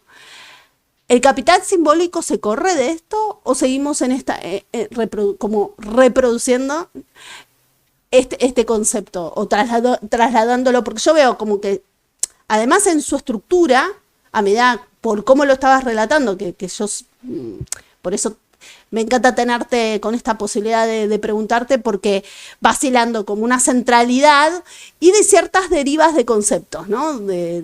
Como que se ramifica, ¿no? En esta cuestión de la no factibilidad, pero sí lo relativo, lo relacional, ¿no? Entonces, el capital simbólico se corre de esta posibilidad de don sí o don no, ausencia o presencia del don, o sigue como en esa reproducción hacia otra deriva. Un poco lo que estoy tratando de hacer es como el sistema bordiano, ¿no? Estoy como Sí, en esa trama. sí, A veces ante ayuda todo, un poco a hacer esas cosas. y te lo pido por favor, porque ante todo, en realidad, yo mismo me reconozco muy traccionado por la modernidad, ¿no? Giddens escribe un libro en su momento, Consecuencias de la modernidad, en donde él deja en claro que no es que nos hemos liberado de las ataduras de la modernidad y de pronto nos encontramos en el paraíso posmoderno o en el mundo posmoderno, sino que seguimos arrastrando fuertemente patrones modernos. Y yo soy uno de ellos, ¿no?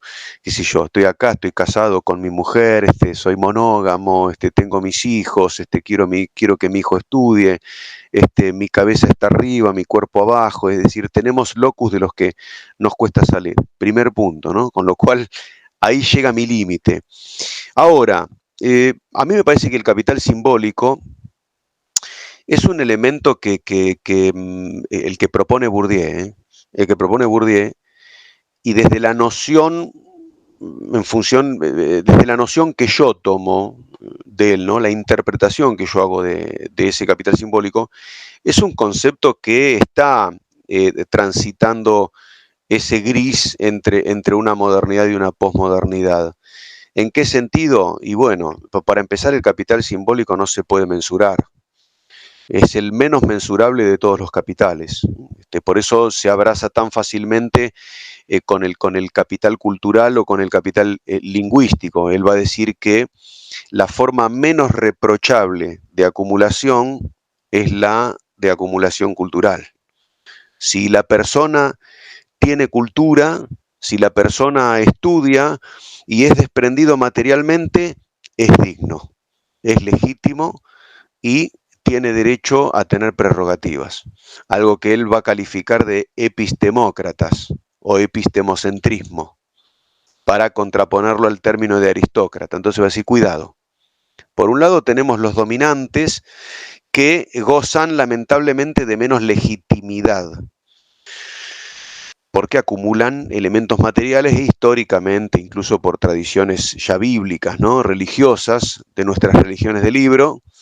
Ya lo decía Max Weber con su sociología de la religión y particularmente con su ensayo, ¿no es cierto?, sobre la ética protestante y el espíritu del capitalismo. Vamos procrastinando permanentemente porque debemos ser ascetas. Ok, está muy bien. Aquel que no es asceta de movida nomás es pecador. Ahí ya se lo ponen en entredicho. En cambio, aquel que acumula conocimiento, no importa si está en la Torre de Marfil, parece ser como si tuviésemos una tendencia a disculpar lo mejor y a no darnos cuenta que está tratando también a su modo y en su clave, por ejemplo, lo podría estar haciendo yo en este momento, ¿sí? Está tratando de despegarse y de conseguir esa suerte de complicidad, de colusión, incluso con la burguesía, desde otro lugar. El capital simbólico entonces viene a ser esta forma de empezar a construir uno mismo campos y reconocimiento, hacerse un reconocimiento, es una lucha permanente que no se puede llevar a cabo en soledad. Y sí es un legado propiamente bourdiano porque Bourdieu es sociólogo. Entonces su objeto de estudio va a ser el de las relaciones sociales en comunidad. Mientras que un filósofo va a tener más facilidad a poder sentirse como rupturista de coordenadas es lo que trata de hacer Husserl en su momento, es lo que hace Heidegger con su Dasein, ¿sí? Y es lo que hace después Foucault cuando avanza de ese postestructuralismo de vigilar y castigar a la microfísica, a la microscopia de las cuestiones, ¿no? Entonces es más fácil para el filósofo despegarse de esas coordenadas sociales y hacer una suerte de apología del sujeto epistemológico, del sujeto cognoscente, del sujeto ontológico, pero siempre del sujeto, del individuo. Bueno, Bourdieu es hijo de la sociología y por lo tanto su objeto de estudio va a ser siempre colectivo. La lucha es colectiva, la configuración histórica de campos y la destrucción de campos para habilitar espacios, se hace colectivamente. Él esto lo deja clarísimo a lo largo de su obra. Y el capital simbólico es esto, es buscar la manera de darle simbolización a lo que yo hago. Voy a un determinado lugar y me exigen, o todos beben té inglés. Bueno, yo voy a tomar mate y trato de generar mi propio campo de legitimidad. Me piden ir de traje y yo voy de remera. Trato de, a partir de un discurso que no puede estar ausente, de unas maneras y por supuesto de alianzas con compañeros, trato de generar un campo de legitimidad, o sea, un capital simbólico. Y ahora para terminar, si tienen alguna pregunta la vamos a dejar para después, voy a sacar un as de la manga, que es el capital escolar. Que fue un poco algo como tu riesgo en tu tesis, empezar a trabajar correr un poquitito más algunos conceptos. Sí, a mí particularmente hoy el capital escolar me parece es un concepto que tomé en su momento para la tesis de maestría, no para la doctoral.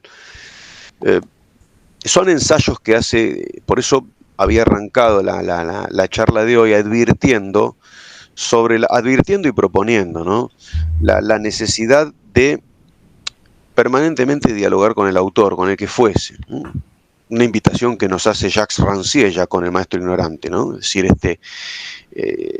invitados por Jacotot, ¿no es cierto?, a apropiarnos nosotros del texto y a dialogar con él. Bien, acá pasa lo mismo con Bourdieu. Bourdieu ensaya conceptos y si bien mantiene una coherencia del principio al final de su trabajo, porque nunca se va a desmarcar de estructuras y hábitos de campo y capital, es cierto que él va adecuando conceptos a las emergencias históricas, ¿no?, que él está transitando, esa muerte de un Estado protector, un Estado grande que se hace cargo, que se responsabiliza, que responde por los sujetos, y esta suerte de fragmentación social.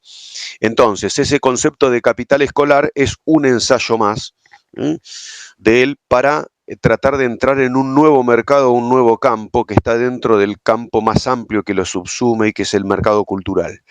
El mercado académico o escolar, va a llamar él en su libro Homo Academicus, en la reproducción, en los herederos, es decir, y en la distinción. Este capital escolar es el capital cultural, pero institucionalizado, es decir, rubricado a partir de un título, que entonces lo que hace de algún modo es objetivar mi poder cultural, mi fuerza cultural, mi capital cultural, objetivarlo y eternizarlo. Es decir, yo soy sociólogo, soy filósofo para toda la vida, sin importar qué es lo que verdaderamente estoy haciendo con mi práctica, ¿no? Cotidianamente, ¿no? Algo que él mismo ha hecho en algún punto, porque fíjate que nunca se doctoró, y cuestionaba a quienes sí se doctoraban. Él estuvo mucho tiempo fuera, la mayoría de su vida estuvo fuera del ámbito escolar.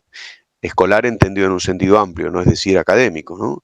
Y solo recién al final de su vida accede al Collège de France a un curso de introducción a sociología,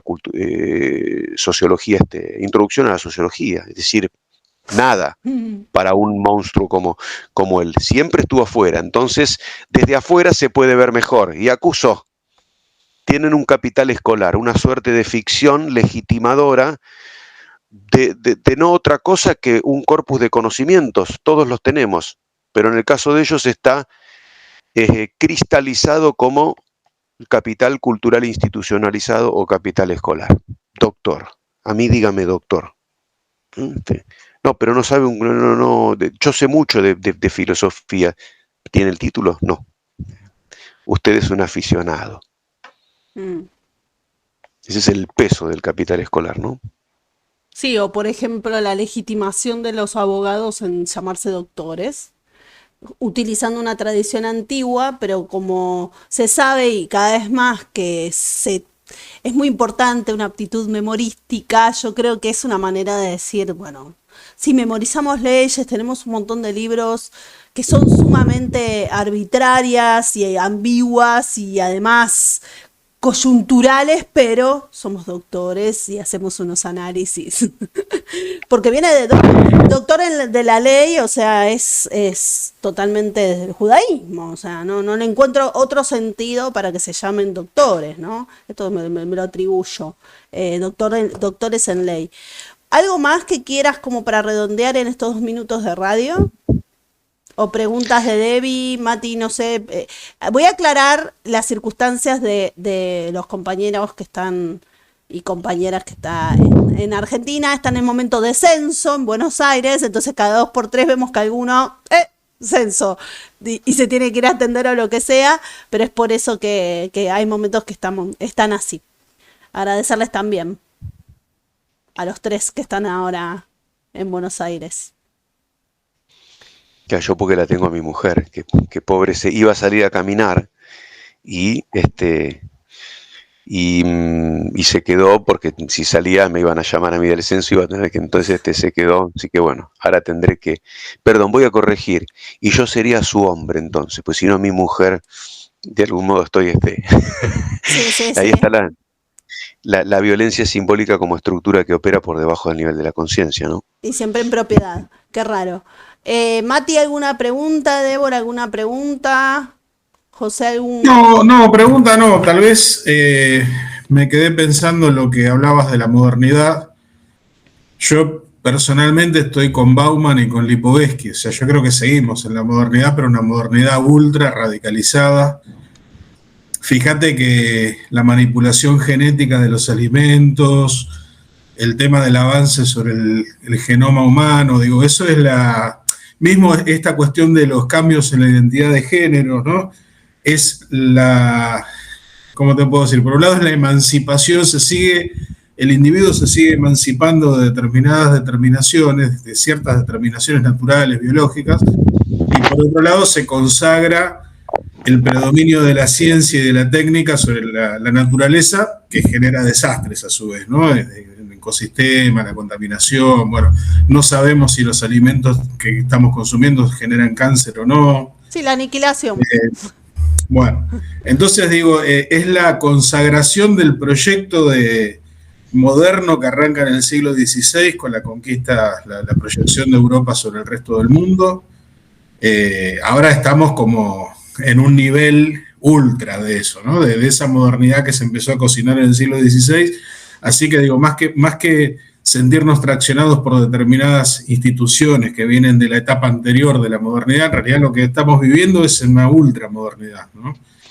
Y entonces tal vez es más necesario que nunca poder dialogar con Bourdieu y con otros pensadores, como decíamos al principio, situados en clave propia, generando pensamiento propio, sin descartarlos, pero integrándolos en nueva síntesis, ¿no? Creo que, y en ese sentido, la verdad que estuvo muy bueno toda la intervención, ¿no?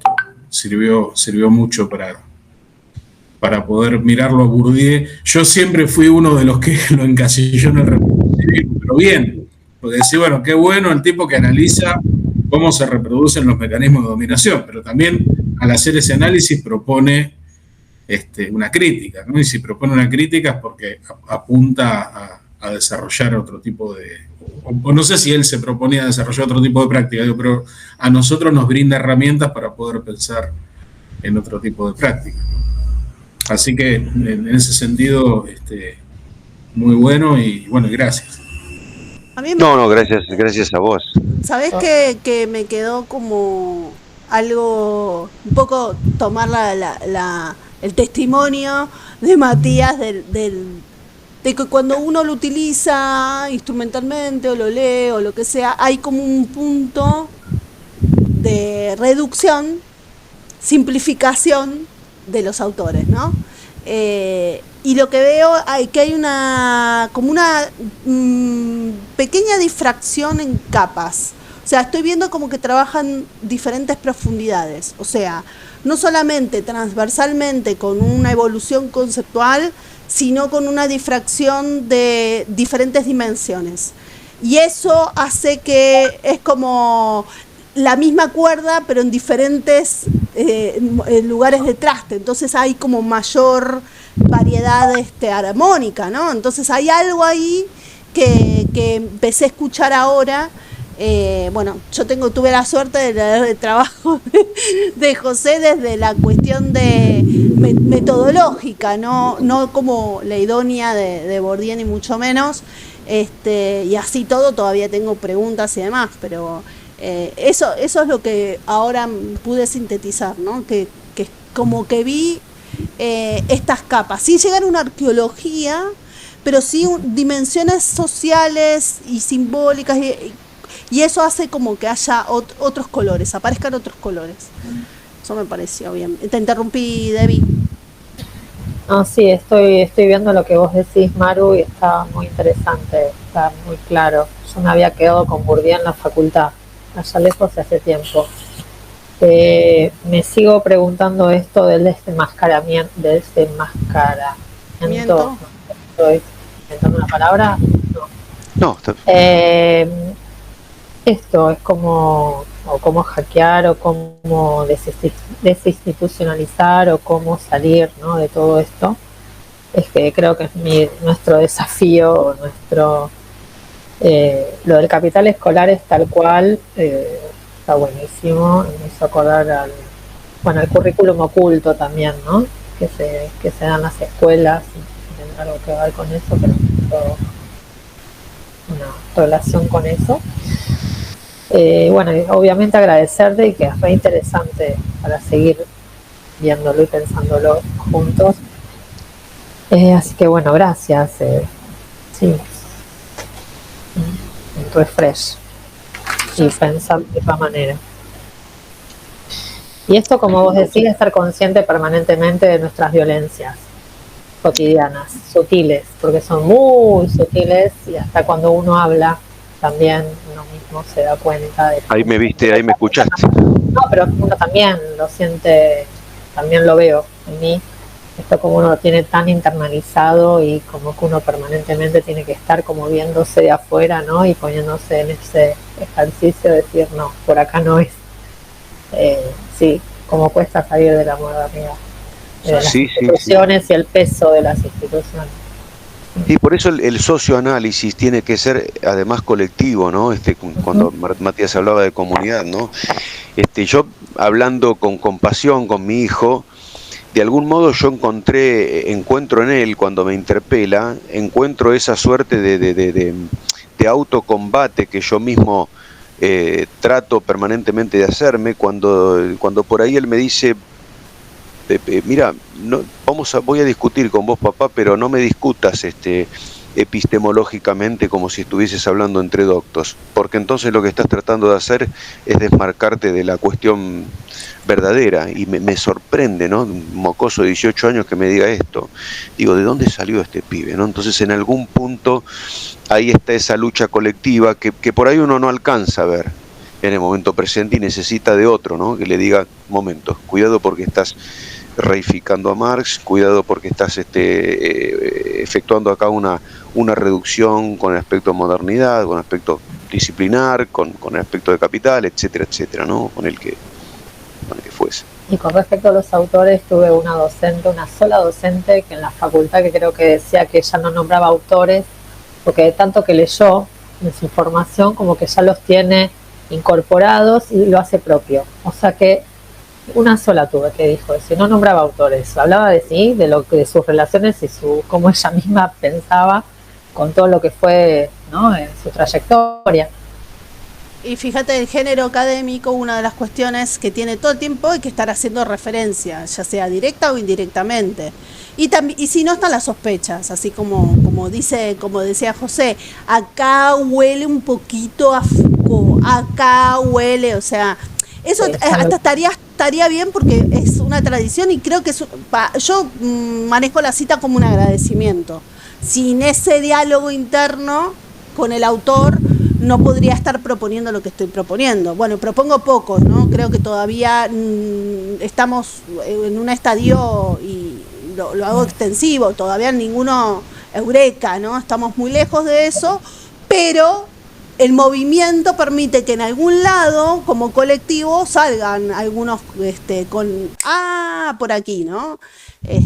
Y yo voy a hacer una violencia típica de la gente de comunicación, que te tienen un plató de televisión en el aire, ¿no? Y te hace la encerrona y te dice, bueno, muchas gracias, José Máximo, por toda tu gentileza, tu generosidad, por habernos explicado los términos y facilitarnos y acercárnoslo de una manera tan cotidiana, y obviamente ya nos autoadjudicamos el derecho de consultarte en el momento que necesitemos y probablemente te molestemos en otro momento.